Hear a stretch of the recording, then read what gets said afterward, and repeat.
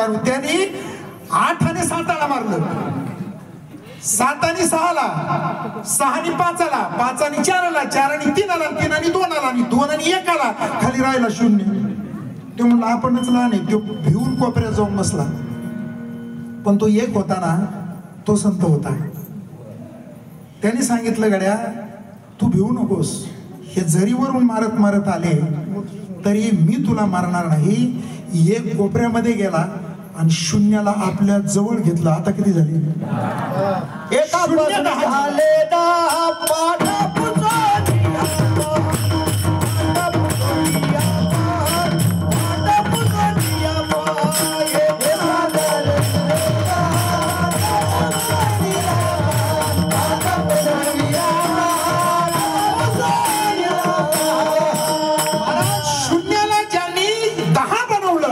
झाले हे संत आहेत.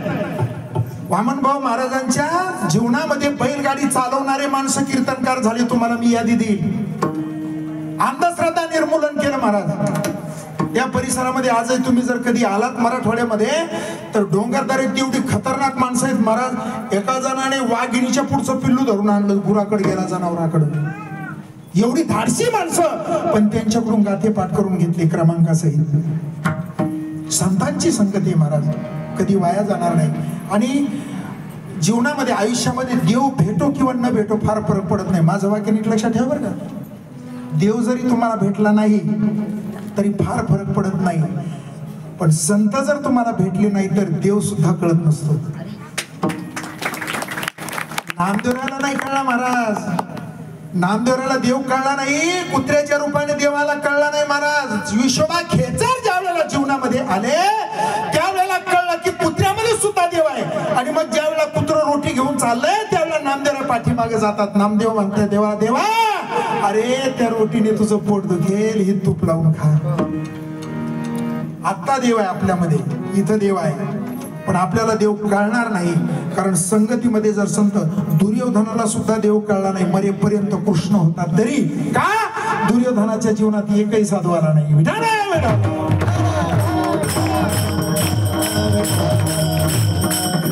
दोन प्रकारे, एक दयावान, आपल्या प्रपंचामध्ये धन्यता माणसं कोणाला देतात? करोडो रुपयाची प्रॉपर्टी माणसं त्याला धन्यता देतात. माणसं मोठी श्रीमंत झाली धन्यता देतात. महाराज त्याची श्रीमंती काही काळापुरती मर्यादित आहे. महाराज हे 2 पाहुणे आहेत बरं का, यौवन आणि धन हे पाहुणे आहेत. कधी म्हणून याच्याबद्दल अहंकार कधी धरायचा नाही. तुम्हाला 2 वाक्य सांगू का? व्यवहारात कोणापुढे वाकायचं नाही, परमार्थामध्ये वाकल्याशिवाय राहायचं नाही. व्यवहारात जर तुम्ही वाकलात तर लोक तुम्हाला दुबळं समजतील, पण परमार्थामध्ये न वाकलं तर लोक आज्ञेने समजतील. माणूस मोठा व्हायचं जर तुम्हाला पाहायचं असेल ना, मला सांगा, डोंगरावर चढताना आपल्या शरीराचा तोल पुढे असतो का मागं? नावाशिवाय कसं काय? तुम्ही डोंगरावर चढायला लागले ना, उंच जायला लागले ना, तुमच्या शरीराचा तोल पुढे आहे का मागं? पुढे ना. जो माणूस पुढे आहे, वागतोय, याचा अर्थ तो मोठा होत चाललाय. आणि तोच डोंगर उतरताना आपल्या शरीराचा तोल पुढे असतो का मागं? मागे असतो ना. छाती काढून चालतो, समजायचं उतर वाटायला लागले.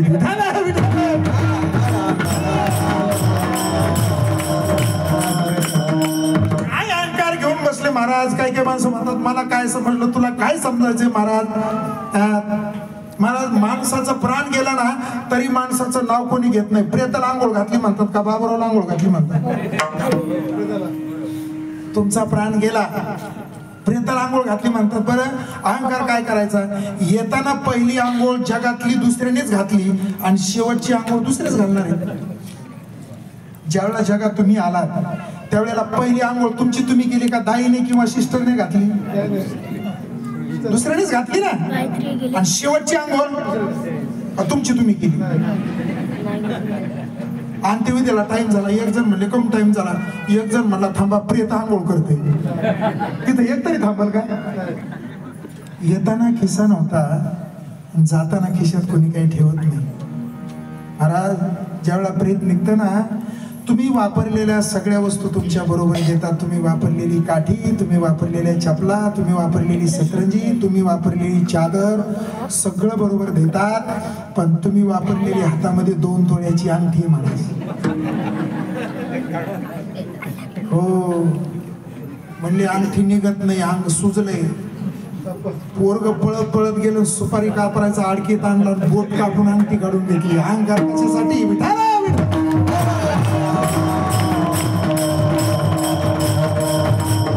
अंकार माझं छाती काढून चालतं. मला काय समज, अरे तुला काय समजायचं. आणि त्याच्यात एक वेळेला तर अहंकार फार मोठा असतो. कधी नवीन लग्न झाल्याच्या नंतर. म्हणजे बिचाऱ्या सासऱ्याने पोरगी बी दिली, तुला कपडे दिले, अंडरपेंडी सहित दिले. एका जणाला ते घोराकडे जात होतं तरी त्याला पॅन्ट शर्ट घालता ना, सासऱ्याने त्याला पॅन्ट शर्ट दिला मला. आता पॅन्ट शर्ट दिला तर बाकीचे पोरं इन करायचे, पण याला कुठं इन करता येते, कारण आयुष्यात पहिलाच वेळ आहे.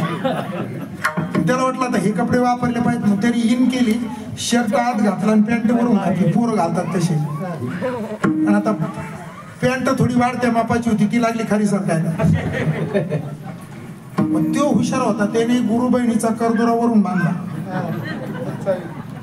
अहंकार विनाकारण. तेवढ्यामध्ये तू मंदिराकडून फिरून आला की बायको बिचारी भाकरी टाकत होती, तिला म्हणायचं मला काय समजलीस. ती म्हणली आता घेणं नाही देणं नाही, कपडे माया बापाचे, अंडरपॅन्ट माया बापाचे, घेऊ म्हणते मला काय समजलीस.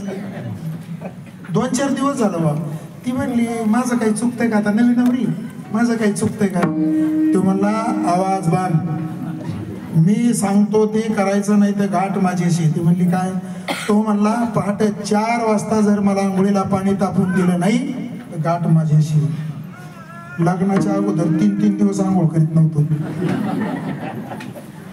आता पोरीला 3:45 वाजता उठणं आलं, पाणी तापवणं आलं. 15 दिवसाच्या आत त्या पोरीचं वजन कमी झालं. शेजारची गंगूबाई त्या पोरीला भेटली. ती गंगूबाई कुमारी नव्हती, पण नॉन मॅट्रिक होती. अशा वेळेला गंगूबाई तिथे गेली. ती म्हणली का ग, तुला लग्न मानवायला पाहिजे, तुझं वजन वाढण्याच्या ऐवजी कमी का झालं. ती म्हणली काकू सांगू का, खरं सांगते तुम्हाला, माझ्या नडीला आले. म्हणली मला झोप होत नाही. हे माझा नवरा आहे ना 40 किलो आहे, पण ते म्हणतंय पहाटे 4 वाजता पाणी तापून. गंगू काकू म्हणली हे पण तू नवीन आहेस, तुला टेन्शन घेऊ नको, मी मंत्र सांगते, गुण आलाच पाहिजे. ती म्हणली सांगा. गंगू काकूने सांगितले हे पण पाणी तापून उद्या तर देऊच नको, पण तो जर म्हणला ना काय करीन तपास लागू द्यायचो नाही, तर सरळ त्याला म्हण काय करायचं करून घे. पण ती म्हणली काकू माझ्या नाण्याचा प्रश्न आहे. गंगू काकू म्हणली गडी माणसं फक्त बोलत असतात, काहीच करत नसतात. हा माझा 74 वर्षाचा अनुभव. म्हणली मी त्याच्यात PhD झाले. यांच्यात दम नाही, हे फक्त बोलत आहे तेवढे तान करते तर निघून जाते.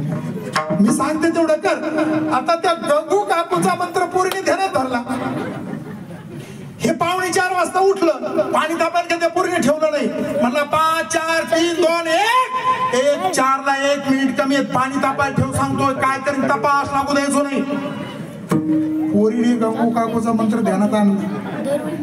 तिने अगोदर बांगड्या मागे केल्या, डोक्यावरचा पदर काढला आणि कमरेला खावला, माग पुढं पाय देत म्हणली. हे म्हणलं ना पाणी तापायला ठेव, काय करीन तपास लागू द्यायचो नाही. ती म्हणली डबल्या डोक्याची आहे, चल पाणी तापून देत नाही, काय करायचं करून घे. तो म्हणला काय करीन, गार पाणी आंघोळ करीन. दुसरं आपला अहंकार. आणि काय अहंकार करायचं महाराज, या शरीराला तुम्ही महाराज हे शरीर राजा भर्तृहरीने वैराग्य शतकामध्ये 9 प्रकारच्या भीत्या सांगितलेल्या आहेत. कितीही सुंदर माणूस असला, रूपे जराया भयम, तरुणपणाला म्हातारपणाची भीती.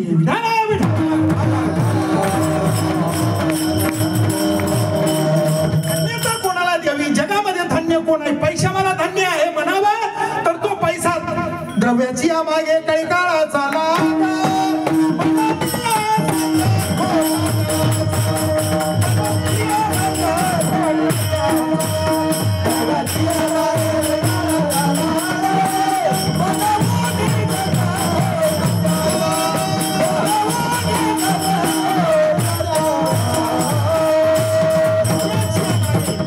पैशाच्या मागे असणारा माणूस 50 वर्षांनी श्रीमंत राहील गॅरंटी नाही महाराज. कारण द्रव्य हे प्रारब्धाधीन आहे. ज्ञानोबा सांगतात भाग्याचे निभडसे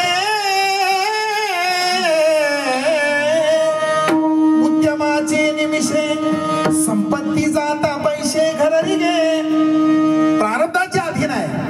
मग त्यांना धन्य म्हणावं का? एखादा सत्ताधीश आहे त्याला धन्य म्हणावं का? म्हणता येत नाही महाराज. मग धन्य कोणाला म्हणावं? अभंगाच्या पहिल्याच्या धन्य ते संसारी, धन्य ते संसारी.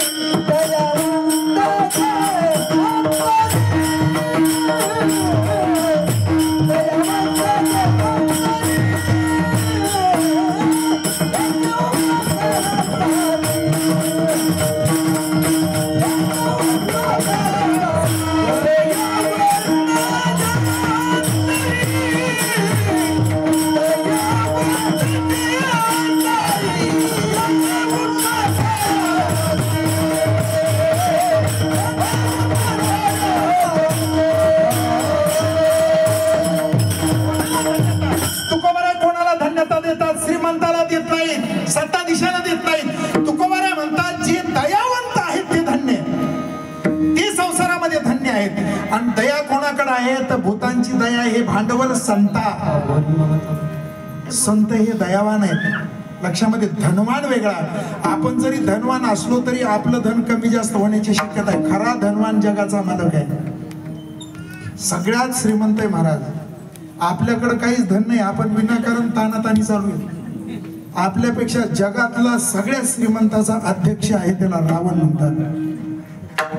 रावणाचे 7 कोटी घर सोन्याचे होते. एक जण मला म्हणला सोन्याचं घर बांधता येतं का? सोन्याचा धातू आहे महाराज, तो वितळता येतो, त्याची विटा करता येत नाहीत का? सोन्याची लंका होती. 7 कोटी घर, 80,000 बायका होत्या रावणाला, 1 लाख नातू होते. रावणाला पंतू होते 1.25 लाख. एक जण मला म्हणला रावण आता असतं तर काय झालं असतं? म्हणलं लोकसभेला कवाच पडला नसतो. घरचं मतदान झालं ना. एवढा मोठा रावण विद्वान होता महाराज. पण महाराज रावणाच्या जीवनामध्ये संत आले नाही. एवढा मोठा बलाढ्य रावण पण जमिनीवर असा फुपाट्यामध्ये मातीमध्ये पडतोय महाराज. एक मी मला प्रसंग सांगतो महाराज. ज्या वेळेला प्रभू रामचंद्राने रावणाला मारलं, नीट ऐका बरं का, रावणाला मारल्याच्या नंतर प्रभू राम रावणाला मारायची इच्छा नव्हती, पण त्याने गुन्हाच असा केला की मारल्याशिवाय पर्याय नव्हता. समुद्राकडे तोंड करून प्रभू रामचंद्र उदार चेहऱ्याने बसलेले. हा म्हणता रावणाला मारलेली बात. रावणाचं प्रेत मातीमध्ये पडलेलं आहे. राक्षसांच्या प्रेताचे ढीग लागलेत. रक्ताची पाठ वाहत आहेत. भयान परिस्थिती आहे. आणि ही बातमी ब्रह्मांडामध्ये गेली. रावणाला मारलं, रावणाला मारलं. तेवढ्यामध्ये ही बातमी मंदोदरीच्या कानावर गेली. आणि मंदोदरी रणांगणामध्ये आले आपल्या नवऱ्याचं प्रेत पाहण्यासाठी. बरं, ज्या वेळेला प्रभू रामचंद्र समुद्राकडे तोंड करून उदार चेहऱ्याने बसलेले, त्यावेळेला तिथे मंदोदरी आली. मंदोदरीने रामाला आणि रामाने मंदोदरीला पाहिलं नव्हतं बरं का. ही पहिली भेट आहे त्यांची. ओळखत नव्हते एकमेकाला. ज्या वेळेला प्रभू रामचंद्र उदार चेहऱ्याने समुद्राकडे पाहत बसले, त्यावेळेला मंदोदरीच्या अंगाची सावली प्रभू रामचंद्राच्या पायापाशी पडली. नीट ऐका बरं का. रामाच्या पायापाशी मंदोदरीच्या अंगाची सावली पडली. कोणीतरी एका स्त्रीची सावली आहे म्हणून सावली पायापाशी पडल्याबरोबर प्रभू रामचंद्राने पटकन उठल्याने हात जोडले. माते आपण कोण? मंदोदरीला काय म्हणतात? आई आपण कोण आहात? त्यावेळेला मंदोदरीने सांगितले, या मातीमध्ये लोळत याचं प्रेत पडलंय ना, दुर्भाग्यवश मी त्या रावणाची पत्नी. आई प्रभू रामचंद्र म्हणतात इथे आलात कशासाठी? भयान परिस्थिती आहे, प्रेताचे ठीक पडतात, रक्ताचे पाठ वाहतात आणि अशा ठिकाणी तुम्ही आलात. मंदोदरीचं वाक्य आहे का महाराज? मंदोदरी म्हणते माझ्या नवऱ्याच्या 33 कोटी देव बंदी खाण्यामध्ये, माझ्या पोराने इंद्राला धरून आणलंय, त्याचं नाव इंद्रजित आहे. 7 कोटी घरं सोन्याचे ब्रह्मांडामध्ये माझ्या नवऱ्याच्या बरोबरीचा कोणी नव्हता, पण माझ्या नवऱ्याला मारलं कोणी?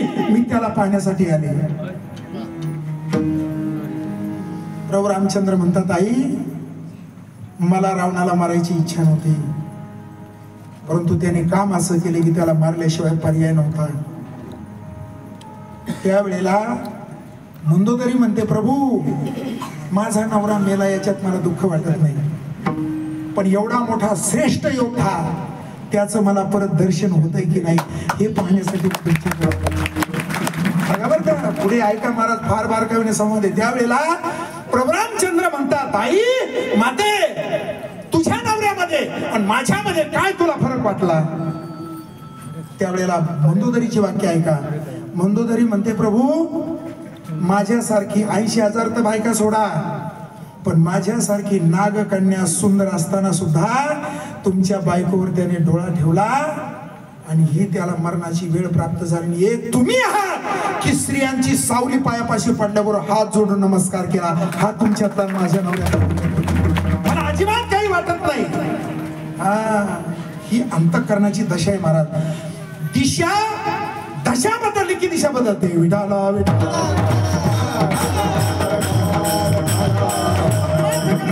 अगोदर तुमच्या जीवनामध्ये अंतःकरण बदलायला पाहिजे. शरीर काय करतं याच्याशी घेणं देणं नाही. शरीर मांस विकायचा धंदा करतंय आणि मनाने भगवंताला वरलं. सज्जन का सजन कसायचं उदाहरण आहे ना. चर्म विरुंगू लागे रोहिदासा सखी कबीराच्या मागे शिलवीर, ही सगळी उदाहरणं आहेतच ना. ही सगळी उदाहरणे. शरीर काय करतं याच्यापेक्षा काही काही माणसं म्हणतात महाराज आम्हाला आहे ना परमार्थ करायला जावं तर प्रपंच सोडावा लागतो, प्रपंच सोडावं तर जगावं कसं, मग परमार्थ करावा. तुम्हाला एक सांगतो, नारदाच्या गादीवर खरा सल्ला देतो, अजिबात प्रपंच सोडायचं नाही. लक्षात घ्या, फक्त हे शरीर प्रपंचाला द्या आणि मन भगवंताला द्या, तुमच्या घराचं मंदिर होईल. जायची गरज नाही. काही माणसं म्हातारपणी घर सोडतात, अजिबात सोडू नका. पतंगाचा दोरा जर कापला ना तर तो कुठे पडेल सांगता येत नसतो. तसं आयुष्यात जी नातेवाईक आणि तुमचं कुटुंब आहे ना, तो दोरा आहे. म्हातारपणी कापू नका, कुठे पडताल. त्याच घरामध्ये राहा, फक्त घर तुमच्यात सुरू देऊ नका, तुम्ही घरावर राहा. मला सांगा, नाव पाण्यात पाहिजे का, म्हणजे पाण्याच्या वर नाव पाहिजे का नावेत पाणी पाहिजे? नावेत पाणी जर शिरलं तर काय होईल? बुडेल ना. आणि पाण्यावर नाव असेल तर तरंगेल. तसं प्रपंच तुमच्या आतमध्ये पाहिजे का तुम्ही प्रपंच वर पाहिजे? अहो महाराज, मी असा सांगणारा कीर्तनकार आहे तुम्हाला, महाराज तुम्ही किलोने दागिने घाला, तुमची ऐपत असेल, सुंदर रवया शरीराला, सुंदर साड्या घाला, सुंदर कपडे घाला, चांगलं खा, चांगलं प्या, आनंदाने राहा. पण माझं एकच म्हणणं आहे, एवढा शरीराला आयुष्यभर तुम्ही खर्च करताना मग याला मोकळं सोडू नका, याच्याकडून भजन करून घ्या. हे शरीर आहे ना महाराज, तुम्हाला खर्च करायचा आहे, त्याचा फायदा तुम्हाला घेता आला पाहिजे. विठाला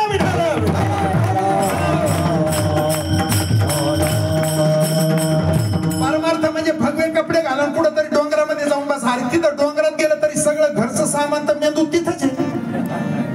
काही काही माणसं पंढरपूरला जातात, त्या आजोबाला पळत पळत पंढरपूरला म्हणतात जा. ती आजोबा गेल्याच्या नंतर त्या आजोबाच्या सगळं मन घरी, घरची शेती नीट झाली का नाही, असं झालं का नाही. आणि जे घरच्याने आजोबाला तिथे पाठवलंय त्यांना असं वाटतंय आज आषाढी एकादशी आहे, आमच्या आजोबांनी चंद्रभागेत स्नान केलं असेल. हे कोणाच्या चित्तात? घरच्याच्या. आता ते बारी लागले असतील, आता बहुतेक गरुड खांबापाशी गेले असतील, कोणाच्या चित्तात? आणि तिथं तर पडलेलं म्हणताय खालची वाटणी पिरली का नाही कोणाला माहिती. महाराज माझ्या आयुष्यामध्ये अशी काही माणसं, पंढरपूरला एक म्हातारी अशी आहे, तुम्हाला नाव सांगत नाही कारण तुम्ही चौकशी करणे शक्यता आहे. म्हातारीचं वय 87 वर्ष. 87 वर्षात म्हातारी पांडुरंगाच्या मंदिरात किती वेळ गेली असं मला? फक्त एकदा, तिच्या वरातीच्या टायमाला. 87 वर्ष अशी म्हातारी चंद्रभागेत बुडून जीवच मारली तरी उद्धार होत नसतो. विठाला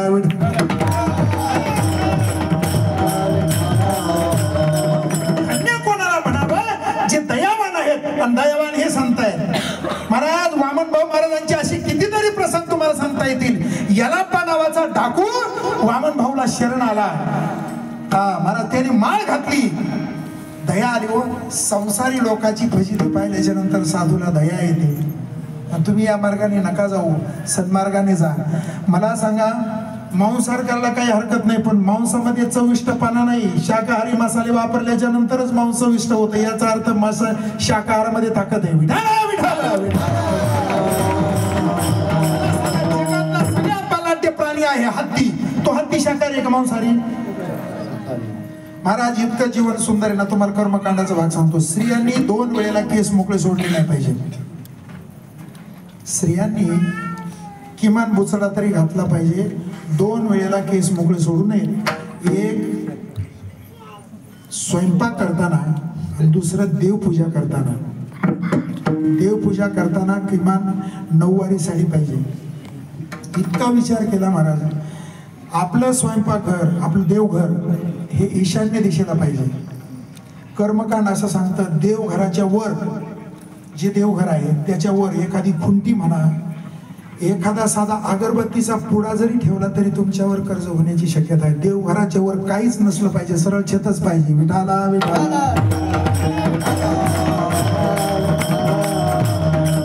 देवघराच्या वर काही शक्यतो काचा, एका देवाचे डबल फोटो एका घरामध्ये असू नये. एका देवाचे डबल फोटो एका घरात, जसं पांडुरंग 2 फोटो असू नयेत, हनुमंतराय 2 फोटो असू नयेत. अहो महाराज कर्मकांडाने इतका बारीक अभ्यास केला. मेलेल्या माणसाच्या फोटोचे तोंड कुणीकडे असावेत याचा सुद्धा कर्मकांडाने अभ्यास केला. घरामध्ये मेलेल्या माणसाचे, आपल्या घरामध्ये पूर्वज आजोबा असतील, पंजोबा असतील, खापर पंजोबा असतील, वडील असतील, ते जर गेले तर त्या मेलेल्या माणसाच्या फोटोचे तोंड हे दक्षिणेलाच झाले पाहिजे. दक्षिण दिशा ही कोणती दिशा आहे? माझं तोंड कोणीकडे? पूर्वेला. हा, दक्षिण दिशेला तोंड झाली पाहिजे. महाराज इतकं बारकावेत. आपल्याला गंध लावायला 3च बोटाला अधिकार आहे, 2 बोटाला अधिकार नाहीये. गंध लावायला करंगडी आणि अंगठा याला गंध लावायचा अधिकार नाही. आणि ते 3 बोट कोणत्या वेळेला गंध लावायचे त्यांना सुद्धा मंत्रालय सोपून दिलेले. ज्या वेळेला देवाला किंवा देवमान्य संताला गंध लावायचा त्यावेळेला करंगळीच्या शेजारच्याच बोटाने गंध लावला पाहिजे. एक स्वतःला गंध लावायचा ना त्यावेळेला मधला बोटाने वाळवला पाहिजे.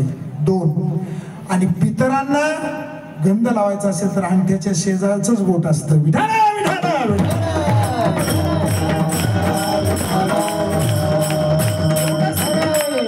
आपल्या लक्षामध्ये येत नाही. उंबराच्या झाडाची पूजा केल्याच्या नंतर पुण्य मिळतं, पण उंबराच्या झाडाच्या सावलीला तुम्ही बसले की उंबराचं झाड तुमचं पुण्य ओढून घेतं. उंबराच्या झाडाच्या सावलीला बसायचं, पण आता बसल्याशिवाय पर्याय नाही. सगळीकडे ऊन आहे आणि तेवढंच उंबराचं झाड आहे. मग काय करायचं त्याचं तुम्हाला कारण सांगतो. ते का घडलं? ज्या वेळेला नृसिंह भगवंताने हिरण्यकश्यपूला नखाने फाडलं तेवढा 3 नख उंबराच्या झाडात ठेवली. उंबराचं झाड म्हणलं, प्रभू तुम्ही सगळं विष माझ्या पोटात ठेवलं, आता मी काय करू? म्हणले, टेन्शन घेऊ नको, तुझ्या सावलीला बस ना, त्याचं सगळं पुण्य तुझ्याकडे. मग उंबराच्या झाडाखाली बसल्याशिवाय पर्याय नाही. त्यावेळेला ओम नृसिंहाय नमः जोपर्यंत झाडाखाली आहे तोपर्यंत हा जप करा, दोष लागत नाही.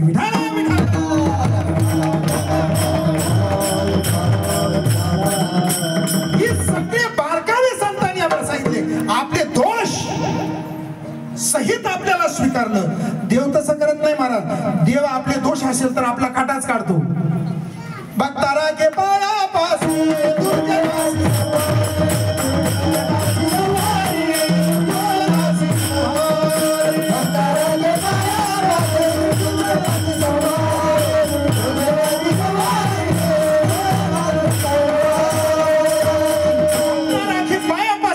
भगवंत नातेवाईक पाहत नाही. चूक जर असेल तर तुमचा काटाच काढणार. अहो महाराज मामाला मारलं, बाकीच्याला मारील हे सोडून द्या. मामाला मारलं नाही का? मामा कोण होता? कंस मामा नव्हता का? मामाला मारलं, जाऊ द्या सख्या आत्या भावाला मारलं शिशुपाळ. आत्या भावाला मारलं नाही का? त्याच्या सपाट्यात आल्याच्या नंतर त्याने कोणाला सोडलं नाही, चुकीचं असेल तर. पण संत तसं करत नाही, दुर्जनाला जवळ करतात, त्याच्यातला दुर्जनपणा नाहीस करतात आणि त्याला संत बनवतात. म्हणून संत श्रेष्ठ आहे. विडाला संतांचा एवढा मोठा अधिकार आहे महाराज. आमच्या पाथर्डी तालुक्यामध्ये वडगाव नावाचं गाव आहे. वामन भाऊचं तिथं कीर्तन होतं महाराज. बीजे तुकोबारायांच्या बीजोत्सवाचं कीर्तन. महाराज ज्यावेळेला कीर्तन सुरू झालं तिथं 5-6 वडाची झाडे आहेत आणि कीर्तन सुरू झालं आणि वडाची फांदी मोडली महाराज. चाल झाली आणि भाऊ बोलायला लागले तेवढ्यामध्ये वडाचं झाड मोडलं. आता वडाची फांदी म्हणजे चांगल्या लिंबाच्या मोठ्या झाडा एवढी असते. जुनी झालेलं वडाचं झाड. कडकडकड आवाज आल्याच्या नंतर मंडप नव्हता, पटांगणामध्ये कीर्तन. वरून आवाज आल्याच्या नंतर लोक उठायला लागले. भाऊ म्हणले अजिबात उठू नका, फांदीला सांगितलंय अवदशी वरच थांब, तुला स्वतः कीर्तन ऐकायचे, थांब तिथं. 2 तास वडाची फांदीवर होती. कीर्तन संपलं, आरती झाली, लोकांना सांगितलं बाजूला व्हा, तिला तिच्या जागेवर येऊ द्या. मग फांदी कडकड करत खाली आली. ही ताकद आहे मला. हातोला पाठसरा वगैरे तिकडे गाव आहे, तिथे नारळी सप्ताह होता आणि महाराज कमीत कमी नारळी सप्ताहाला 4-5 लाख लोक जमलेली. सरकारी यंत्रणा कमी पडली, पाणी प्यायला नव्हतं. त्यावेळेला वामन भाऊ मंडपाच्या बाहेर आले आणि तिथे कोरडी बारं होती. चैत्र महिन्यातला विषय सांगतो तुम्हाला, हनुमान जयंतीचा. तिथं बारवाला आल्याच्या नंतर देवाला सांगितलं, देवा तुझ्या नावाने आयुष्याची राख रांगोळी केली, या लोकांना पाणी तुझ्या बापाला द्यावं लागून. कोरड्या बारवाला पाणी आला, आज त्या बारवाचं पाणी आटत नाही महाराज. हा सोपी गोष्ट नाही. त्या कोतनला येत नाही. विष्णू याग केला वामन भाऊने. काशीचे पंडित आले महाराज, विष्णू याग यज्ञ करायचा आहे पण अग्नीच पेटे ना. शेवटी ब्राह्मण लोक मंत्राने अग्नी पेटे ना. म्हणले आपलं लाकूड घासून. म्हणले अजिबात नाही. तिथं धुंडा महाराज बसलेले होते, कारण धुंडा महाराजाचं त्यावेळेला तिथं सप्ताहामध्ये कीर्तन होतं. 2 कीर्तन होते. आणि महाराज ज्या वेळेला धुंडा महाराज तिथं बसले, त्या ब्राह्मणाला बोलून घेतलं काशीच्या. म्हणले इकडे या. म्हणले तुमच्याच्याने अग्नी पेटणार नाही, अग्नीचा बाप पलीकड पानगावर बसलाय. म्हणले वामन भाऊ महाराज त्यांचे जाऊन पाहिला. महाराज काशीचे पंडित आले. भाऊला म्हणले, भाऊ 2 दिवस झाले आम्ही मंत्र म्हणून आमचे कमरे ढिले झाले, तुम्ही चला. महाराज वामन भाऊने खांद्यावर उपरणं टाकलं आणि 3 प्रदक्षिणा घातल्या आणि सांगितलं, अग्निनारायणा तमाशे करीत नाही, तुझ्या नावानं जीवाची राख रांगोळी केली, दर्शन दे. म्हणल्याबरोबर धाड कुंडातून अग्नी आला महाराज. हो एक तेच संत आहेत की दयावंत जे अंतरी. आणि महाराज ते कशासाठी आले? उपकारासाठी.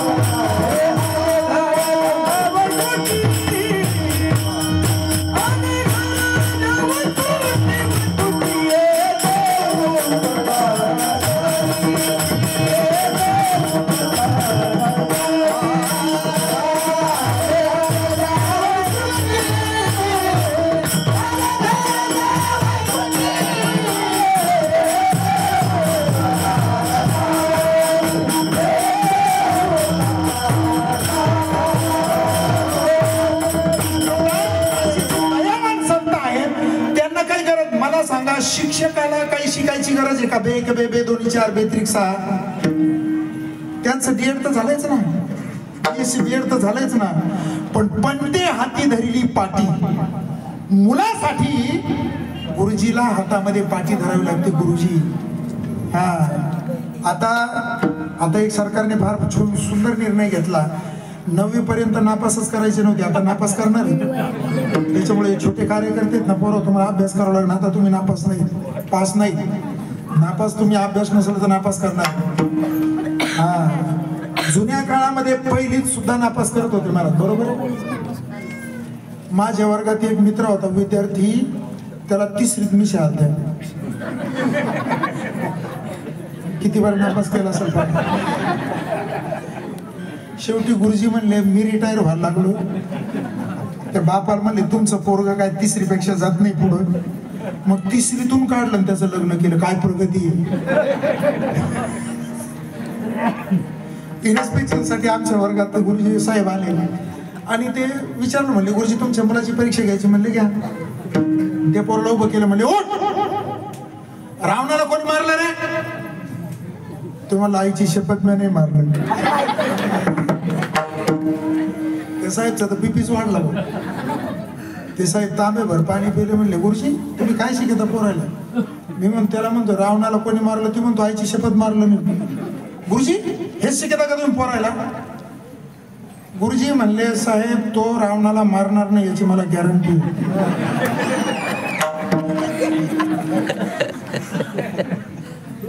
त्या साहेबचा तर आणखीन बीपी वाढला.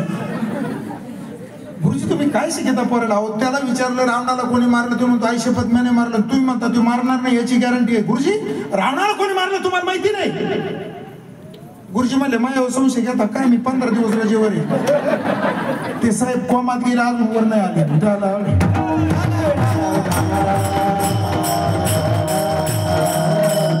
मोठे हसलं पाहिजे महाराज. हसायचं असलं तुम्हाला एक सांगू का? हसायचं असलं ना मोठ्याने हसायचं बरं का. गालात हसणाऱ्या माणसापासून सावधान. आणि तुम्हाला रडायचं झालं ना फुंदून फुंदून रडायचं नाही. त्याला आमच्या मराठवाड्यामध्ये भोकाड पसरणं म्हणते. रडायचं झालं मोठ्याने रडायचं, हसायचं झालं मोठ्याने. अहो महाराज जगायचं तरी काही माणसं हसतच नाही. तो असं टेन्शन येतं त्याच्याकडे पाहिलं या मला टेन्शन येतं. तुझं एवढं कशासाठी? काही विनाकारण. एक माणूस बायकोला म्हणला सदा टेन्शन मध्ये, बायकोला म्हणला माया पाठीमागे शनी लागलाय. मी विचारलं तुमचा धंदा काय? ते म्हणलं भांगार गोळा करतो. अरे त्याला म्हणलं जगातले एवढे श्रीमंत लोक शनीने सोडून तोया मागं लागायला शनीला एवढे वाईट दिवस आलेत का? आनंदाने राहायचं खेळायचं. उद्याचा दिवस तुमच्या हातामध्ये सांगितलं कोणी? काही काय माणसं म्हणतात आज कीर्तनाला नाही आलो आम्ही उद्या येऊ. अरे उद्यापर्यंत काय भरोसा आहे? माशी पाक पाकडी तर हे सरी. म्हणून आता वाटलं ना एखाद्या बावलीने कपाट उघडलं त्याच्यात 25,000ची साडी आहे, साडी घालायचं मन झालं माझं असं घालून टाका. त्या माऊली म्हणली आज पाहुणे रावळे नाही तर सणवार नाही. अगं पाहुणे रावळे 4 वार दिवसांनी येतं. तोपर्यंत तू राशीनाचा भरोसा. आपला शर्ट आहे चांगला वाटला ड्रेस घालून टाका ना. भरोसा काय? चांगलं काम अगोदर करून घ्यावं. जेवायला बसलं ना चांगला पदार्थ अगोदर खाऊन घ्या.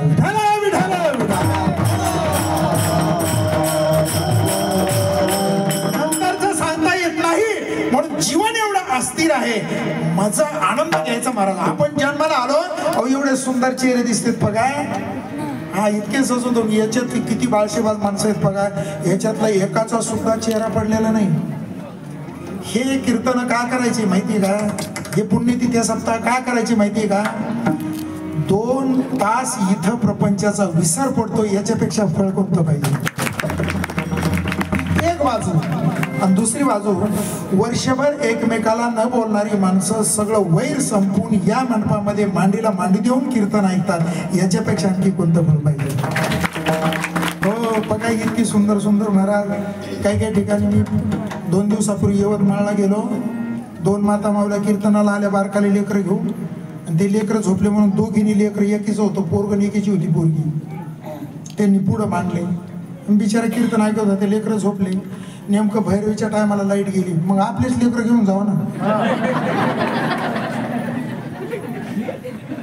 त्या पोरावाल्याने गेली पोरगी घेऊन. लाईट गेलो. ती वाटाने जास्त रडा लागल्याबरोबर माघारी फिरली. मला येऊन म्हणते महाराज लेक्चर द्या. मग पोरग बदललं. म्हणलं त्याच्यासाठी झालं. काही असे गिरायक भेटतात महाराज. एकदम कीर्तन एकदा माझं कीर्तन संपलं इंदापूरला. कीर्तन संपल्यावर महाराज मुक्कामाची व्यवस्था अशा घरी केली. बापू महाराज 3 दिवस त्या 3 पिढ्या त्या घरातलं कोणीच कीर्तनाला येत नव्हतं. आमचा मुक्काम तिथं, चोपदार पुढं आम्ही माग. आता तरी एक कार्यकर्ता म्हणला तुम्ही महाराजाला अशा घरी घेऊन चालले की त्या घरातलं कोणीच कीर्तनाला येत नाही. चोपदार हुशार होता, तो म्हणला त्या घरातलं कोणीच कीर्तनाला येत नाही म्हणून कीर्तनकार त्यांच्या घरात घालायचा. आमचं बळी तिथं. आणि ते एक ते जुनाट झालेला आजोबा बॉम्ब टाकला तरी ते म्हणायचे कोणी टिकली वाजवली, इतके कंडिशन मध्ये काय. बाकीची माणसं घरात झोपली, त्या म्हाताऱ्या शेजारी माझं अंथरून टाकलं. पण आता ते कीर्तनाला न आल्यामुळे झोप झाली होती. मला झोपायची वेळ आणि त्यांना जागवायची वेळ एकच.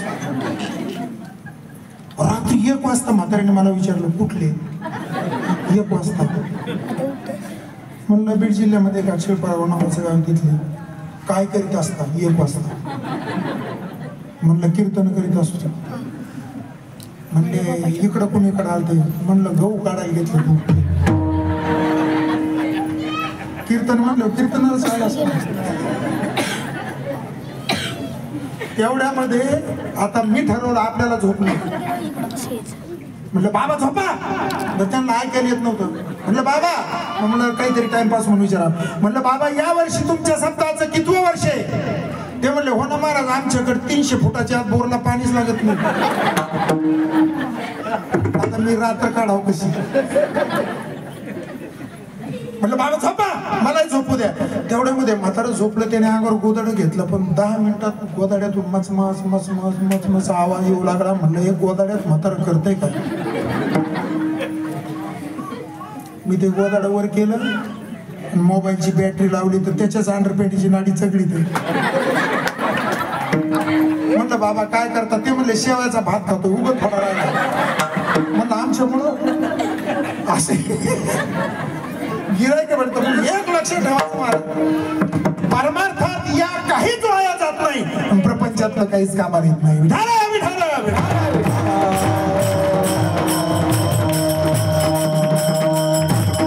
परमार्थ कोणाच्या सानिध्यात करायचा. दयावंत जे अंतरीण ती त्याच्यासाठीच आलेत महाराज. आम्ही जर संतांकडे गेलो तर संतांना पगार नाही. आपलं आयुष्य त्यांनी प्रपंचाचा त्याग केला.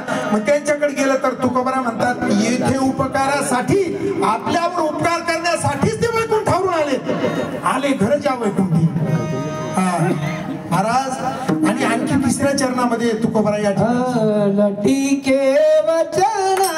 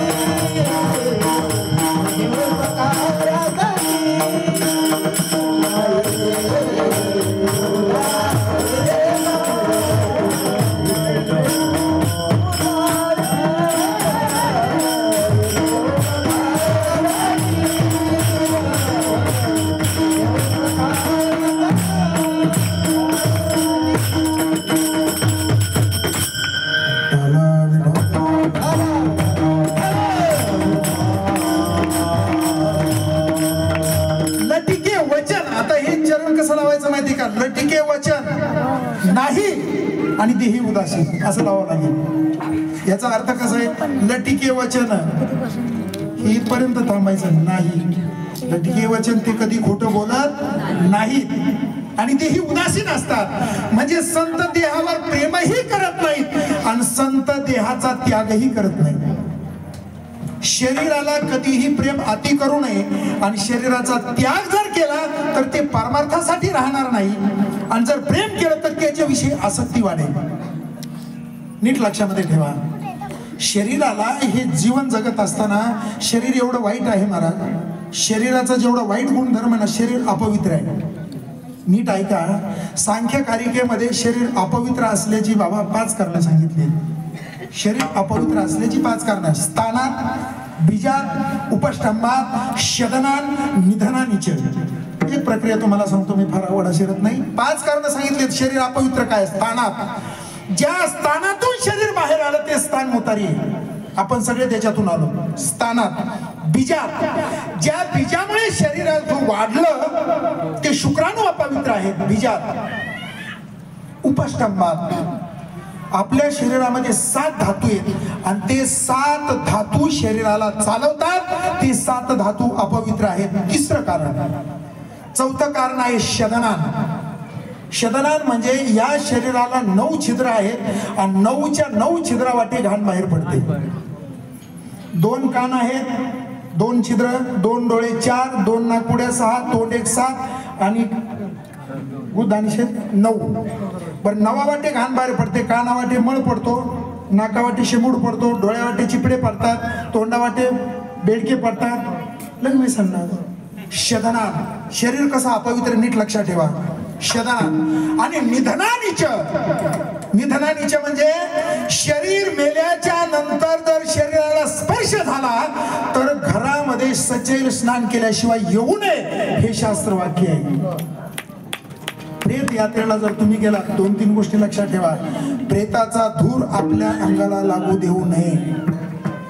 प्रेताचा धूर जर अंगाला लागला तर आयुष्य कमी होतं. आणि प्रेत यात्रेला गेल्याच्या नंतर सचैल स्नान, नुसतं स्नान सांगितलं नाही, सचैल स्नान सांगितलं. सचैल म्हणजे कपड्यासहित आंघोळ करायची आणि मगच घरात यायचं. शरीर अपवित्र आहे. प्रेत कधीही ओलांडायचं नाही. प्रेत जर ओलांडलं तर त्याचे भयानक परिणाम तुम्हाला भोगायला मिळतील. प्रयोग करून बघा. आणि सूर्य मावळल्याच्या नंतर शक्यतो अंत्यविधी करायचा नाही, असं धर्मसूत्राचं म्हणणं आहे. कारण सूर्य मावळल्याच्या नंतर अंत्यविधी केला तर पुढचा जन्म अपंग मिळतो.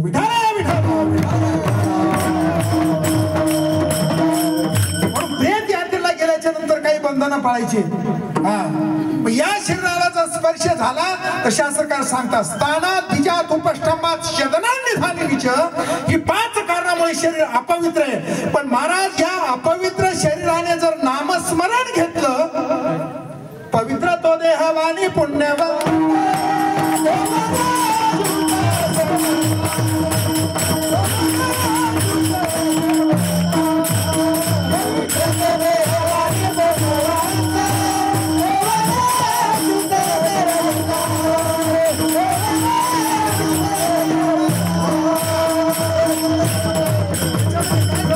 अपवित्र जरी शरीर असलं तरी नामस्मरण घेतलं तर तो देह पवित्र होतो, ती वाणी पवित्र होते. एवढंच नाही, नाशिवंत देता आणि ब्रह्म येईल हातात.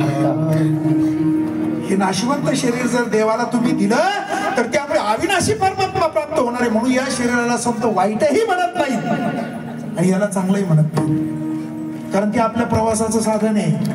म्हातारपणापर्यंत मला सांगा, हे शरीरच नसतं तर तुम्ही कीर्तनाला आले असते का? मग शरीराला वाईट कसं म्हणता? पण इथं आल्याच्या नंतर भजन न करता भोजन करूनच निघून गेलं, उपयोग? कीर्तन ऐकलं पाहिजे. हे छोट्या छोट्या लेकराला आहे ना, हे संस्कार दिले पाहिजेत महाराज. ही काळाची गरज आहे. म्हातारपणी आपल्या वळकुट्या मंदिरात जाऊ नये, वृद्धाश्रमामध्ये जाऊ नये असं वाटत असेल ना, तर यांना कीर्तनाला आणा.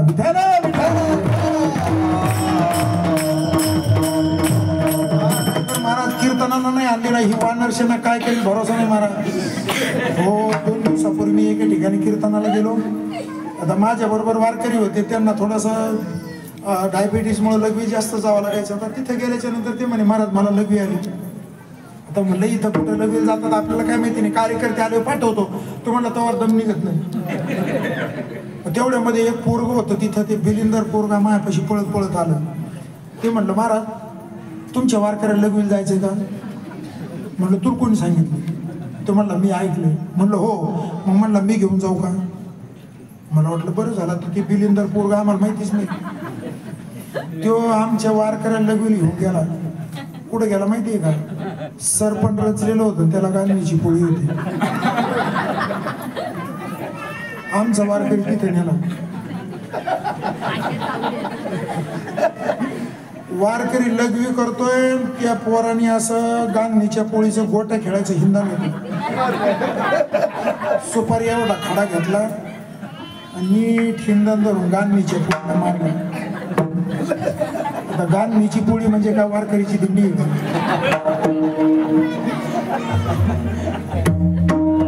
त्या गांधी उठल्या महाराज, आमच्या वारकरीची सगळी संती तडा तडात वाढला. माझ्या पोत येऊस तर तोंडाचं टरबूज आला, गाडीतली पिशवी काढली. म्हणलं महाराज तुमचं कीर्तन तुम्ही आपल्याला नाही कीर्तनाला राहायचं. तो वारकरी जायला निघल्यावर ते खडा मारणार पोरग परत मायापाशी आला. आता आमच्या वारकऱ्याला म्हणतोय बाबा जपून जा, परत कवा येतात. तेव्हा मी नातवाला सांगून जाणार ह्या गावाच्या शिवात सुद्धा जाऊ नको.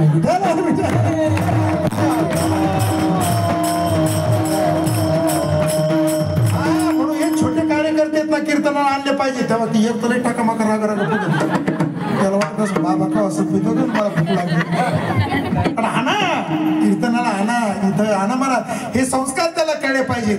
आणि मला धन्यता याच्यासाठी वाटते की किती सहकार्य महाराज. एवढी मोठी इमारत जी दरवर्षी किती वर्ष झालं देतात ते 14 वर्ष झालं. म्हणजे हे सगळ्यांचं सहकार्य महाराज. ही जरी मंडळी भाऊबाबांची पुण्यतिथी करत असली तरी परिसरातली तुम्ही सर्वजण सहकार्य करता. तुम्हाला मनापासून नाही, तुमचं फार मोठं योगदान आहे. म्हणून हे संतांचं कार्य फार मोठं. त्याच्यामध्ये आणि संतांचं काहीच वाया जाणार नाही. काही करा महाराज, काहीच वाया जाणार नाही. कारण ही संत ही ना ही वेगळी शक्ती आहे महाराज, वेगळी शक्ती आहे. आणि म्हणून संत कोणाला म्हणावं, आणखी लक्षण सांगितलं, संत कधी खोटं बोलत नाहीत. आपल्या वाणीमध्ये प्रभाव का नाही तुम्हाला माहिती आहे का? वाणीचे 6 दोष ज्ञानोबरांनी सांगितलेले आहेत. अति वेगाने बोलणं वाणीचा दोष, अति दमाने बोलणं वाणीचा दोष. काही काही माणसं म्हणतात आमचं कोणी ऐकतच नाही, दिवसा 1000 वेळेला खोटं बोलायचं, तुम्ही ऐकत कशाला कोण? वाणी कमी बोलून बघा तुम्ही महाराज. फक्त मी सांगतो, तुम्ही 6 वेळेला चिडचिड करू नका, राग आणू नका. तुम्हाला काय फरक पडतो मला फोन करून सांगा. फक्त दिवसात तुम्ही 8 दिवस प्रयोग करा. कधी? सकाळी झोपेतून उठल्याबरोबर चिडचिड करायची नाही, रागवायचं नाही. 1. देवपूजा करताना रागवायचं नाही. 2. जेवण करताना रागवायचं नाही. 3. कामासाठी घराच्या बाहेर जाताना राग राग घराच्या बाहेर जायचं नाही. 4. काम करून राग राग घरात यायचं नाही. 5. आणि झोपताना राग राग झोपायचं नाही. 6. फक्त एवढा प्रयोग करा. तुमच्या जीवनात काय बदल घडतो एवढं सांगा बरं. आपण राग राग केल्याने ती गोष्ट होणार आहे का नाही होणार? तुमच्या काय हातामध्ये महाराज? करता धरता तोय, कोरोना आणतोही तो आणि घालवतोही तो, जगाचं पालन पोषण करतो. मग तुझा मोकली राहायची नाही. सूर्य तो वेळेवर उगवतोय, तो मावळतोय, तो चंद्र वेळेवर. मला सांगा, लोकांना काही कळत, मला बाकीचं जाऊ दे महाराज. 3 देव तर रोज दिसतात गड्या, बाकीचे दिसू किंवा न दिसू, 3 देव रोज दिसतात. पहिला आहे सूर्य, रोज दिसतो, रोज दर्शन आहे. दुसरा आहे चंद्र, रोज दिसतो. सूर्य नसेल वनस्पतीची वाढ होणार नाही, आणि चंद्र नसेल तर त्या वनस्पतीमध्ये औषधी निर्माण होणार नाही. मला सांगा, हे तरी 2 देव लाखो किलोमीटर लांब आहे, पण 2 देव आमच्या घरामध्ये येते, काही आणि वडील. त्यांचं रोज दर्शन घ्या. मला गॅरंटीने सांगतो गड्या, आई वडिलांचं दर्शन घ्या. नसतील जिवंत तर फोटोचं दर्शन घ्या, अपयशच येणार नाही. माझा अनुभव सांगतो महाराज.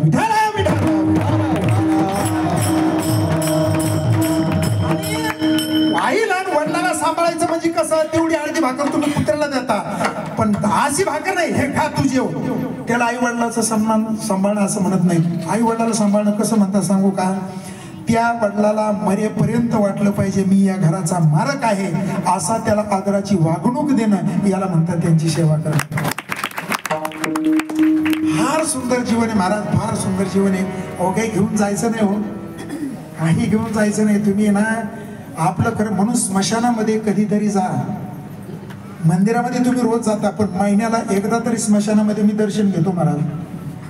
कधीतरी डोळे झाका, वर्षा 6 महिन्याला आपलं मरण आणि आपला अंत्यविधी ध्यानात आणा. हे कबीर महाराज सांगतात, मी नाही. कधीतरी हे डोळे झाकले ना, आपण मेलो. मग आपल्या अंत्यविधीसाठी नवे कापड आणले, आपल्याला आंघोळ घातली, मग आपल्याला उचललंय, स्मशानात नेलंय. ज्यांनी आयुष्यभर त्रास दिला तेच मोठे निरडत होते. वास्तव महाराज, स्मशानामध्ये गेलं, प्रेत पेटलं, आणि प्रेत पेटल्याच्या नंतर हळूहळू सामाजिक गप्पा सुरू झाल्या, राजकारणाच्या गप्पा सुरू झाल्या. हळूहळू लोक आपल्याला पेटून घरी निघून आले. जे मित्र आपण समजत होतो आयुष्यभर, नामदेवराय म्हणतात, मित्राले गोत्र झाले ते स्मशानी हुंडी परत आले, शेवटी टाकोनी या गेले मजा लागी स्मशानी, नवमास गर्भवासी, गृहशीजीची कामिणी ती तव राहिली भुवनी, मी तव जळत असे स्मशानी अग्नी सवे एकला. म्हणून तो पर्यंत परमार्थ करायचा जोपर्यंत देव आपल्याला आपलं म्हणत नाही. नामस्मरण घ्यायचं, आपण त्याला आपलं म्हणतो कारण तो मोठा आहे. एक माणूस भगवद्गीतेचं पारायण करायचा, त्याने 14 वर्ष पारायण केलं. देवाने सांगितलं तुझं पारायण मला अजिबात पटत नाही. तो माणूस हसायला लागला. देव म्हणले मी काय म्हणलो तुला कळलं नाही, तुझं पारायण मला पटत नाही. तो माणूस म्हणला प्रभू कमीत कमी माझं पारायण तुमच्या कानावर जातंय याचा मला आनंद जास्त होतोय. तुम्हाला सांगू, देवाने आपल्याला आपलं म्हणावं. फार सुंदर प्रसंगी अरण्यकांडातला मी तुम्हाला सांगतो. प्रभू रामचंद्र वनवासाला आले. नीट ऐका बरं, बारकावाने फार दुर्मिळ प्रसंग आहे. वनवासाला आल्याच्या नंतर सीतामैया, प्रभू रामचंद्र आणि लक्ष्मण लाकडं गोळा करू लागले झोपडी बांधण्यासाठी. 14 वर्ष राहायचंय ना, ऊन मारायसाठी निवारा पाहिजे. लाकडं ज्या वेळेला तिथं गोळा करायला लागले, वेली पशु पक्षी सगळ्यांना आनंद झाला. 14 वर्ष प्रभू रामचंद्राच्या मला आता सानिध्य दर्शन घडणार. महाराज, वनदेवी तेवढ्यामध्ये आली, जंगलात राहणारी देवी. आणि वनदेवी प्रभू रामचंद्राला म्हणते प्रभू तुम्ही आता कष्ट करू नका, मला फक्त आज्ञा द्या, मी आत्ता तुम्हाला झोपडी बांधून देते काही क्षणामध्ये. प्रभूने सांगितलं वनदेवी आम्ही तपश्चर्या करण्यासाठी आलो. माझ्या आईला कैकेयीला आणि माझ्या वडिलाला मी वचन दिलेलं आहे, आम्ही आमच्या कष्टानेच खाणार, त्याच्यामुळे आमची झोपडी आम्हीच बांधणार. प्रभू, वनदेवी म्हणते प्रभू काहीतरी आम्हाला काम सांगा, मी जीवन धन्य होईल. ऐका, प्रभू रामचंद्र म्हणतात वनदेवी मी ज्या रस्त्याने आलो ना त्या रस्त्यामध्ये काटे आहेत, तेवढे काटे नष्ट करा.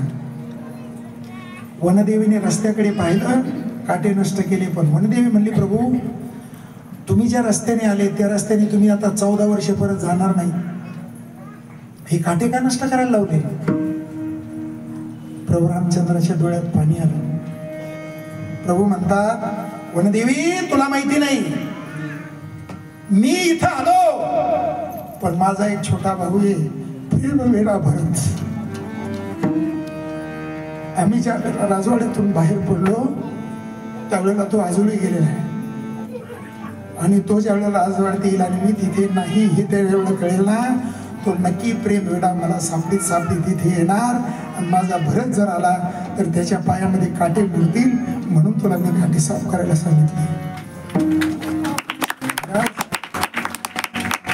वनदेवी रडू लागली. प्रभू रामचंद्र भरताचं नाव घेतल्याबरोबर घळ डोळ्यातून अश्रू येतात. त्यावेळेला वनदेवी म्हणते प्रभू तो तर अयोध्येचा सेनापती आहे ना, तो तर पराक्रमी आहे ना, एवढा मोठा वज्रदेही, एवढे छोटेसे काटे त्याला कसे मोडतील, कसे मोडले असते. प्रभू म्हणतात वनदेवी काटे त्याला मोडतील याच्यासाठी मी तुला साफ करायला नाही सांगितलं, पण ज्या वेळेला तो मला सापडीत येईल या काट्यावरून माझा मोठा भाऊ गेला याचं त्याला दुःख वाटेल, त्याचं हृदयाचे तुकडे तुकडे होतील, म्हणून त्याला येताना मी या काट्यातून आलो हे माझ्या भावाला कळता कामा नाही. एक तुम्हाला सांगू, भरताने रामाला आपलं म्हणणं हे भरताचं जीवन आहे, पण रामाने भरताना आपलं म्हणणं हे भरताचं परमोच्च जीवन आहे. आम्ही वामन भाऊला आपलं म्हणतो, आपलं जीवन आहे, पण वामन भाऊने आपल्याला आपलं म्हणावं त्याच्यासाठी हा परमार्थ समाजची सोहळे आहे.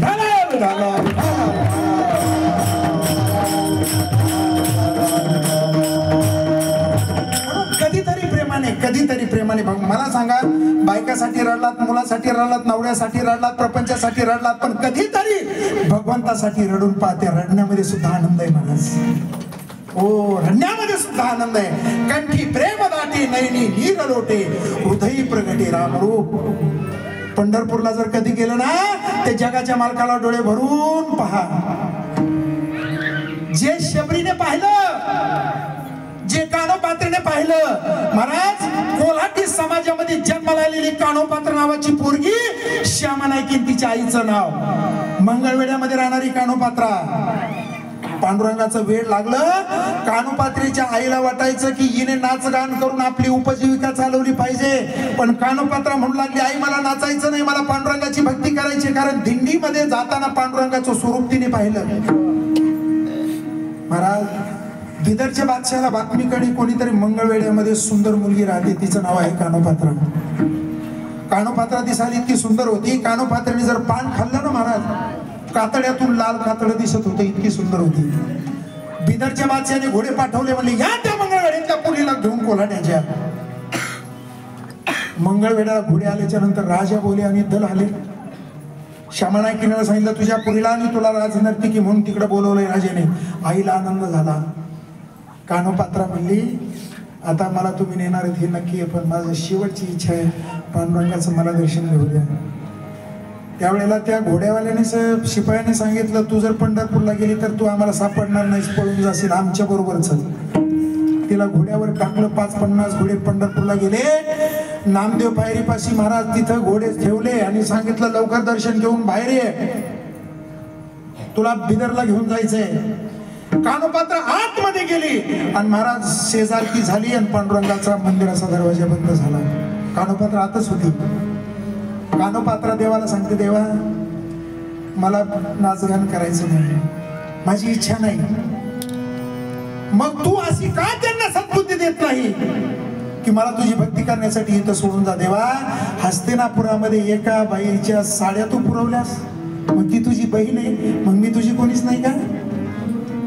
कोण एक राजकुमारी आहे मेवाडची, तिच्यासाठी तू विषाचा प्याला पेलास, मग मी तुझी कोणीच नाही का?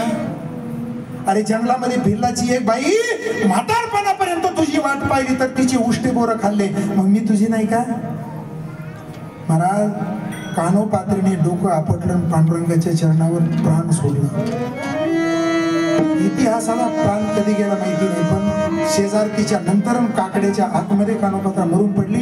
पहाटे 4 वाजता पुजारी आले. पांडुरंगाच्या मंदिरामध्ये पाहतात तर कोणीतरी एक मुलगी मरून पडलेली.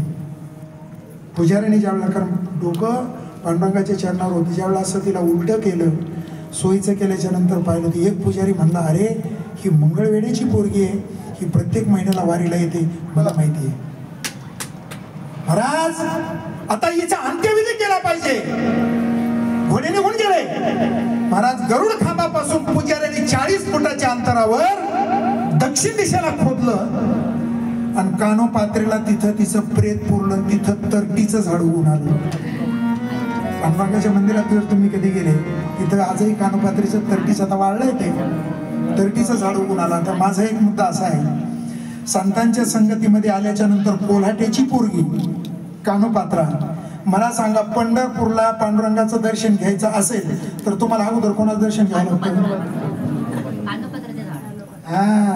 अगोदर कानोपात्रीचं, कोल्हाट्याच्या पोरीचं दर्शन आणि मग पांडुरंगाच्या दारामध्ये. महाराज कोल्हाट्याच्या पोरीला सुद्धा मोठेपण मिळतं, त्याचं कारण पांडुरंगाशी समर्पण आहे. विठाला विठाला पाहिजे. आणि तुम्हाला आणखी सांगतो, प्रपंचामध्ये जसं जसं वय वाढतं तसा तसा अपमान वाढतो, पण परमार्थामध्ये जसं जसं वय वाढतं तसा तसा सन्मान वाढतो. मी महाराज 38 वर्ष झालं कीर्तन करतोय, माझा अजून कोणी खिसा कापला नाही. मला रात्रभर प्रवास असतो, 15.5 लाख किलोमीटर फिरलोय मी, माझ्याकडे सगळी नोंद आहे. अजून कोणी चुकीचा रस्ता सांगितला नाही, फक्त टोल नाकेवाले सोडित नाही. परमार्थाची ताकद आहे ना महाराज, परमार्थाची ताकद आहे महाराज. एवढं मोठं सुंदर आणि सन्मान मिळतो, ही सन्मान आमचा नाही, ज्याची भक्ती करतो ना त्याचा सन्मान. मोठ्याचं व्हावं छत्रपती शिवरायांचं का 450 वर्ष 400 वर्ष झालं नाव घेतलं जातं? काहीतरी त्याग आहे ना महाराज. 370 किल्ले शिवरायांच्या ताब्यामध्ये असताना सुद्धा एकाही किल्ल्याला आपलं नाव दिलं नाही, म्हणून नाव घेतलं जातं ना. आपले नाव दळणाच्या डब्यावर, चहाच्या किटलीवर, चहाच्या भगुन्यावर, एकाने ते उलथाण्यावरच नाव टाकलं. उलट ते रोज तळायचं, तापायचं. आनंद नाही महाराज, जगायचं असं वारकरी. तुम्हाला एक सांगू का, जगण्यासाठी फार पैसे लागत नाही.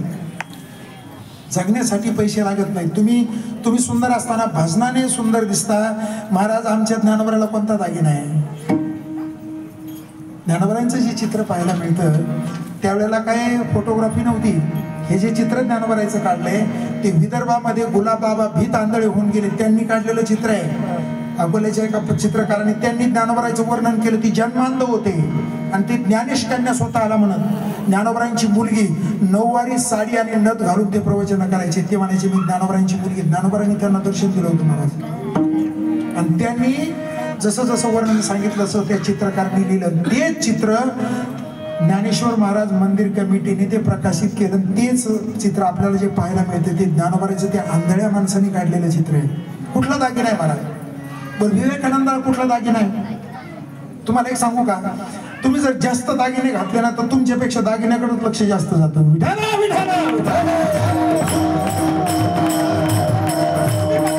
राधिकेला गावातल्या लोकांनी सांगितलं, राधिके तू कृष्णाचा नाद सोडून दे, कारण तुझ्यामुळे आमच्या गावाची बदनामी व्हायला लागली, आम्ही तुला दागिने देतो.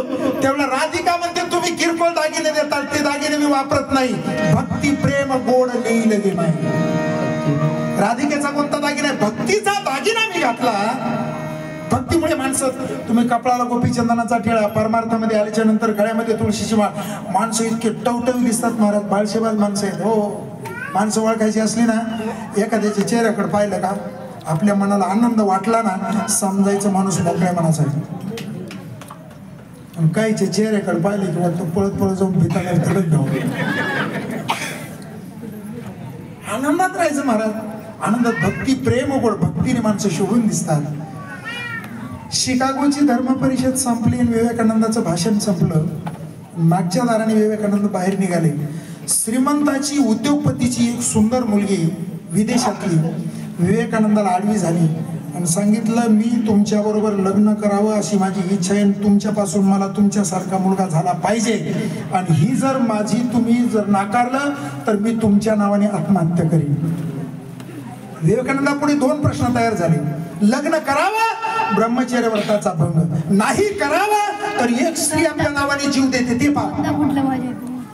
विवेकानंदाने सांगितलं, मुली थोडं बाजूने. ती खुश झाली. तिला वाटलं बरं झालं स्वामी तयार झाले. ते म्हणले, तुला तुझी इच्छा काय आहे परत मला सांग. ती म्हणली, मला तुमच्यापासून तुमच्यासारखा मुलगा पाहिजे, लग्न करून अधिकृत. ते म्हणले, हे बघ तुला समजून सांगतो, मला लग्नाला काही प्रॉब्लेम नाही, समजून सांगतो. समजा आपल्या दोघांचं लग्न झालं, लग्न झाल्याच्या नंतर आपल्याला पहिला मुलगाच होईल कशावर? मुलगी पण होऊ शकते. तुला तर मुलगा पाहिजे. बरं झाला मुलगा. मुलगा झाल्याच्या नंतर तो माझ्यासारखाच दिसेल कशावर? बरं दिसला तो माझ्यासारखाच विद्वान निघेल कशावरून? ती पोरीच्या प्रश्नावर प्रश्न असं डोकं बंद पडलं. ती म्हणली, स्वामी काय करू सांगा. स्वामी म्हणले, आपलं लग्न व्हायचं कधी, आपल्याला मुलगा व्हायचा कधी, तो माझ्यासारखा दिसायचा कधी, माझ्यासारखा निघायचा कशी, त्याच्यापेक्षा मलाच मुलगा म्हणून समजणं. म्हणून जगात नाव होते महाराज विठाला विठाला.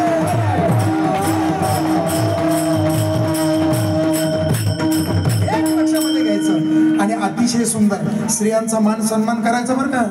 लक्षामध्ये ठेवा, ज्या घरामध्ये स्त्रियांचा सन्मान तिथली लक्ष्मी कधी बाहेर निघत नाही. आणि यांचा मोठा त्याग आहे महाराज. अहो, आपल्यापेक्षा यांचा एवढा त्याग आहे महाराज. तुम्हाला वाटतं तुम्ही धाडशी, डोक्यातलं काढा, तुमच्यापेक्षा या धाडशी आहात. तुम्ही लग्न झाल्याच्या नंतर एका पोरीला आणायला जाता, किती जण घेऊन जाता वराड? तुम्ही लय धाडशी आहेत ना, मग 200-400 जण कोण घेऊन जाता? एकट्याने जाऊन घेऊन यायचं ना. 400 जण घेऊन जाता एकट्या पोरीला आणायला. किती जण गेले? 400. आणि ती येताना 200-300 बाया घेऊन येते का एकटी येते? मग धाडशी कोण आहे? बरं, इथं आल्याच्या नंतर ती अगोदर घराचा चाचपून पाहते महाराज. नवीन मुलगी जर घरात आली ना त्या घरातला नवरा ओळखीचा नाही, सासू ओळखीची नाही, सासरा ओळखीचा नाही, जुनं सांगतो बरं का. आणि महाराज तिथं ती नवीन लग्न होऊन गेली ना तर प्रत्येकाला आदर द्यावा लागतो. तिची नणंद जरी असली एवढीच असते नणंद, ढेबऱ्या पोटाची नाकातून सरळ पाईपलाईन चालली. त्या नणंदेचं मनगट उन्हात चमकत स्टील बॉडी. त्या नव्या नवरीला त्या नणंदेला सुद्धा म्हणावं लागतं ताई चमचे घेऊ का, मग ती गँगानी म्हणते घे, काय तिचा आकार धाडस आहे का. लग्न झाल्याच्या नंतर ती मुलगी नांदायला गेली ना तर कोणालाही विचारल्याशिवाय चमचा घेता येत नाही, पण 15 वर्षाच्या नंतर तिला विचारल्याशिवाय घरात कोणाला चमचा घेता येत नाही. हे धाडस आहे महाराज. आणि त्यांचा त्याग आहे का, पाय त्यांचे पण पायाचे दागे जोडे कोणाच्या नावाचे आहेत, तुमच्या. महाराज मनगट त्यांचे, मनगटातल्या बांगड्या कोणाच्या नावाच्या, तुमच्या. महाराज कपाळ त्यांचे, कपाळाचं कुंकू कोणाच्या नावाचं, तुमचं. गळा त्यांचा आहे, गळ्यातलं म्हणे मंगळसूत्र कोणाच्या नावाचं, तुमचं. मला असं विचारायचं त्यांचं एखादं ओळखणं तुमच्याकडे आहे का, एखादं जोडू आहे कोणाच्या खिशात, एखादं टापास. महाराज वट सावित्री पौर्णिमेच्या दिवशी वडाच्या झाडाला ते वेडा घालतात आणि आशीर्वाद तुम्हाला. त्यांच्या नावाने तुम्ही एखाद्या येड्या बाबळीला प्रदक्षिणा घातल्या का, नाही घातल्या. आर्य चाणक्य म्हणतात पुरुषापेक्षा आहार स्त्रियांचा दुप्पट असतो, लज्जा चौपट असते, धाडस आपट असते.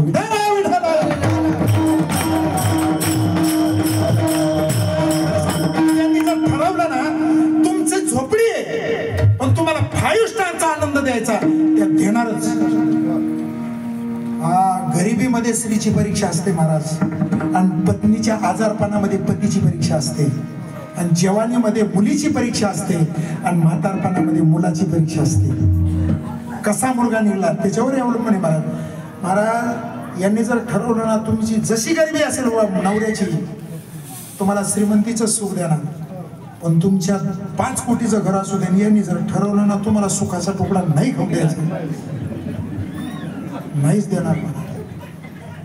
पहिला घास घेतला जेवायला की हळद फिटली तिथून सुरू करतात. म्हणून स्त्रियांचा सन्मान, ज्या राष्ट्रामध्ये ज्या काळामध्ये स्त्रियांचा अपमान झाला, महाभारताचा 18 यक्षिणी सैन्य बेचिराग होतंय, त्याचं कारण एका स्त्रीच्या इज्जतीमध्ये घातलेला हात, त्याला द्रौपदी म्हणतात.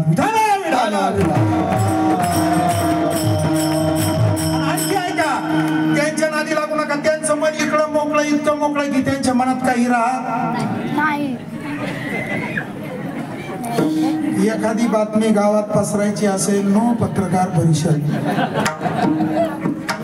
फक्त ठकूबाईच्या कानावर घालायचं. ठकूबाई गंगूबाईची भेट घेते, ती म्हणते तुला म्हणून सांगते बरं का, नाही तर म्हणून सांगते. ठकूबाई बिडली शांताबाईला. महाराज गणपती दूध प्याला, टीव्हीला बातमी नव्हती, पेपरला नव्हती, हे निमानाव घेतलं, 6 घंटे देशात माहिती झालं काय पॉवरफुल मीडिया. पण त्याचं कारण आहे त्यांच्या मनामध्ये का राहत नाही, याच्यात त्यांचा दोष नाही, त्यांना धर्मराजाने दिलेला शाप. ज्या वेळेला महाभारताचं युद्ध झालं, धर्मराजा पिंडदान करण्यासाठी बसला, त्यावेळेला कुंती तिथं आली. नीट आहे का, पिंडदान करायला कोण बसला, धर्मराजा, कारण गेलेल्या पितराला पिंडदान करायचं. कुंती आली, कुंती म्हणते धर्मा आणखी एक कर्णाचा पिंड मान. धर्मराजा म्हणला याच्यामुळे तो युद्ध झालंय, याच्यामुळेच माणसं मेले, आणि त्याचा काय संबंध तो पिंडदान करायचा. त्यावेळेला कुंती म्हणली तुम्हाला माहिती नाही, तो तुमचा थोरला भाव आहे, मला लग्नाच्या अगोदर झालेला आहे सूर्यापासून. धर्मराजाने कपाळावर मारून घेतला, आई अरे हे जर तू युद्धाच्या अगोदर सांगितलं असतं तर आमच्या हाताने गादीवर बसला असताना त्याला एवढा मोठा कशाला संवाद झाला असता. राग आला धर्मराजाला, आमच्या अगोदर का सांगितलं नाही, तू मनात का ठेवलं. म्हणून संपूर्ण स्त्री जातीला धर्मराजाने शाप दिला, इथून पुढे स्त्रियांच्या मनात काहीच राहणार नाही, ते आता पोच चालू आहे, जरा सावध. विठाला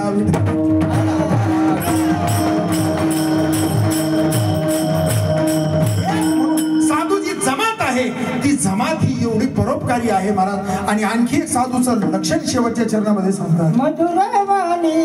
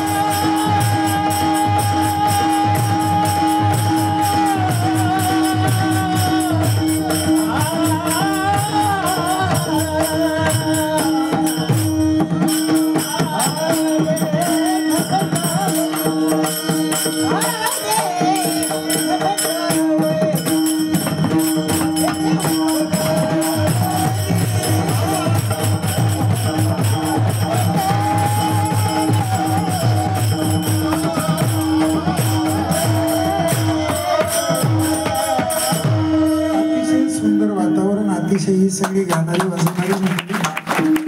त्याच्याने तर काही काही ठिकाणी असे टाळकरी वाटते तर अशी साथ मिळते महाराज, असं वाटतं चिकन गुन्ह्याची साथ मिळते. काही काही आम्ही म्हणायला लागलो काही तिसरीकडेच म्हणते एवढी सगळी सुंदर साथीदार आहे. महाराज एका ठिकाणी मी कीर्तनाला गेलो, माझ्या मागे असे टाळकरी उभे होते. मी पुढं प्रमाण म्हणलो, त्यांना मागून म्हणलो उचला. एक जण आला मलाच उचलली. काही काही ठिकाणी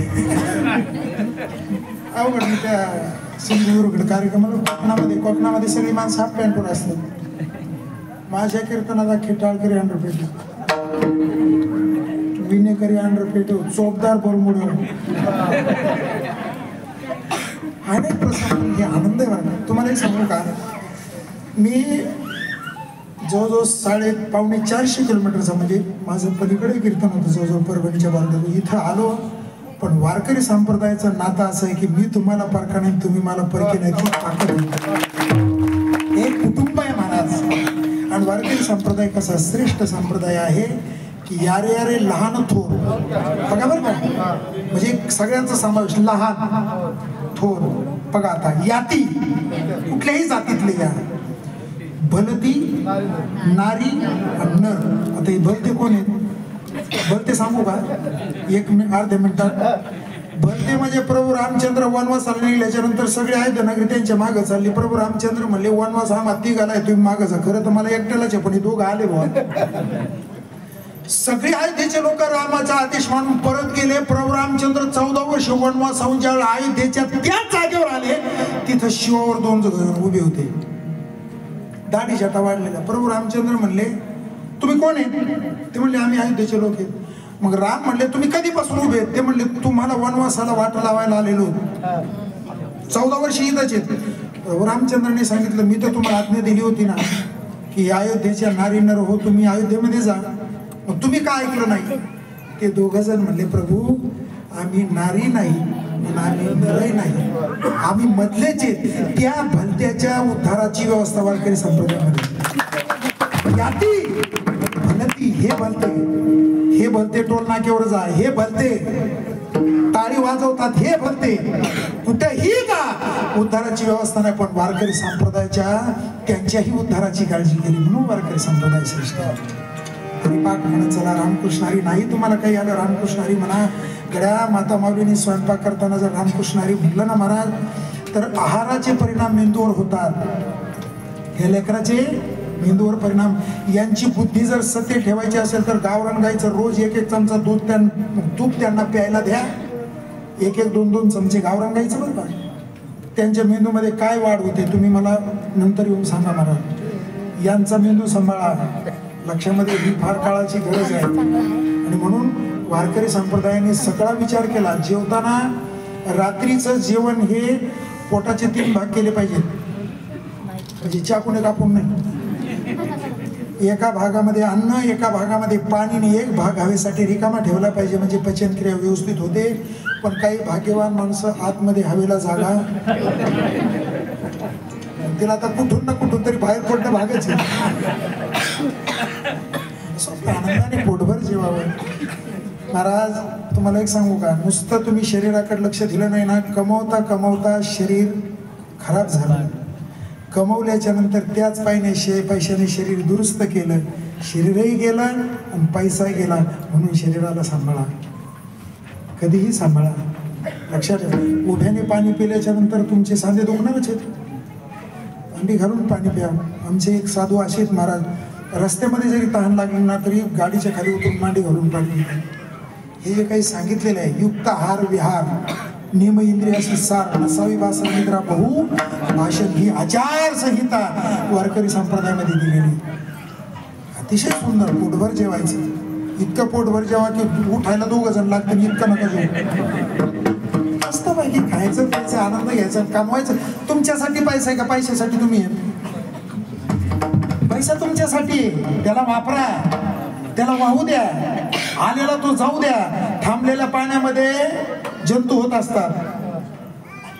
आपण अस्वस्थ का होतो माहितीये का? माणसं विचार धरून राहतात. नाही 2 वर्षापूर्वी मला तो बोलला होता, अजून मेंदूमध्ये आपल्या लक्षात येत नाही. काशीमध्ये घडलेली घटना, एक पंडित गंगेचं स्नान करून काशी विश्वनाथाच्या मंदिराकडे चालले, पण तिथे एक चांडाळ उभा होता आणि पंडिताला वाटलं की आपण गंगेची आंघोळ केली, कोणाला वाटू नये की आपल्याला शिवता सावतू नये, अंग लपवत लपवत लपवत तो गेला, पण शेवटी त्या चांडाळाचा ढाका इतका त्या पंडिताला राग आला, इतका राग आला, म्हणजे मूर्ख, तुला कळत नाही मी पूजेसाठी चाललो आणि माझ्या अंगाला स्पर्श केला, तू शूद्र आहेस, मी ब्राह्मण आहे, असं कसं? त्यावेळेला तो चांडाळ म्हणला, पंडितजी मला स्नान करायचंय, तुम्हाला नाही करायचं. म्हणले कसं काय? म्हणले तुम्ही रागाला एवढं प्राधान्य दिले की तुम्हाला राग येतो, याचा अर्थ तुम्ही ब्राह्मण नाही, आणि राग हा चांडाळ आहे. उलट माझा तुम्हाला स्पर्श झाल्यामुळे मीच आंघोळीला चालतोय. कोणाला म्हणून आनंदाने जायचं महाराज भगवंताच्या दारामध्ये ना, मस्तपैकी लोटांगण घ्यायचं. हा, कधीतरी चंद्रभागेत गेलं ना, खातली लोळ निघा पुंडलिके वाळवंटी, आनंदाने राहायचं महाराज. काही टेन्शन कोणाला घेऊन जायचं नाही, काही नाही. तुम्ही जाणार आहेत सोमवारपासून रविवारपर्यंत कुठल्या तरी एका वारी जाणार आहेत, लगेच टेन्शन घेऊ नका. आणि महाराज मरणाची यादी सांगत असताना ज्ञानोबांनी तर इतकं बारकावाने सांगितलं, आता जाता जाता मी तुम्हाला सांगतो, हे शरीर आहे ना, आपली एवढी ताकद आहे शरीरामध्ये. मला सांगा, ज्ञानोबा म्हणतात तुमचं 9 दिवस अगोदर शरीर तुम्हाला मृत्यू सांगतो. 9 दिवस बरं का. तुमचे कानामध्ये बोट दाबून धरायचे, ज्ञानोबा म्हणतात आतमध्ये गुर्र असा आवाज येतो. तो जर आवाज आला नाही तर ज्ञानोबा म्हणतात 9व्या दिवशी तुमचा मृत्यू आहे. आणखी ज्ञानोबा म्हणतात तुम्ही वर पाहायचं, वर पाहिल्याच्या नंतर तुमच्या केसाच्या भोवया जर तुम्हाला दिसल्या नाही तर समजायचं 7 दिवसाच्या आतमध्ये तुमचा मृत्यू आहे. काही दिवसात का कशाला की वर पाहायला लागले, इतकं टेन्शन घेऊ नका. आणखी ज्ञानोबा म्हणतात तुम्ही असे डोळे दाबून धरायचे बोटाने, आतमध्ये चक्र दिसायला लागतं, ते जर दिसलं नाही तर तुम्हाला 5 दिवसामध्ये तुमचा मृत्यू आहे. आणि आणखी नासागरीचे आग्र न दिसता नयनी तरी तेच दिनी म्हणा रामकृष्ण, समोर पाहिल्याच्या नंतर तुमच्या नाकाचा सेंडा जर तुम्हाला दिसला नाही तर तेच दिनी म्हणा रामकृष्ण. जायचंय बरं का. आपण पाहुणे आलोच, पाहुणा जास्त दिवस थांबत नसतो, जो जास्त दिवस थांबतो त्याला पाहुणा म्हणायचं नाही. म्हणून नाथ महाराज म्हणतात, वस्ती कर वस्ती आला प्रातःकाळी निघून गेला, तैशी असावे संसारी प्रार्थनाची. एखाद्या भाड्याच्या खोलीमध्ये जर तुम्ही राहायला गेलात, मालकाने सांगितलं खोली खाली करा, पर्याय काय? जिंदगी एक किराए का घर है, एक ना एक दिन बदलना पड़ेगा. एक ना एक दिन